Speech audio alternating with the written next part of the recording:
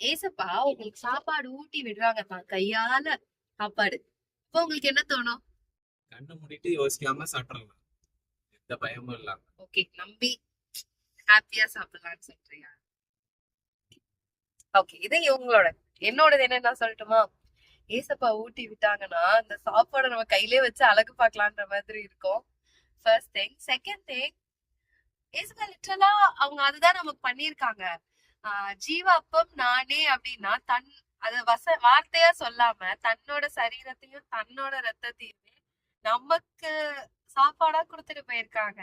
So அது நம்மளோட எத்தனை நோய்களை குணமாக்குது, நம்மளோட எவ்வளவு விஷயங்களை, காயங்களை வந்து ஆற்றுது, நம்ம எவ்வளவு பாதுகாக்குது, எவ்வளவு நேசிக்கிற ஒரு அன்பு.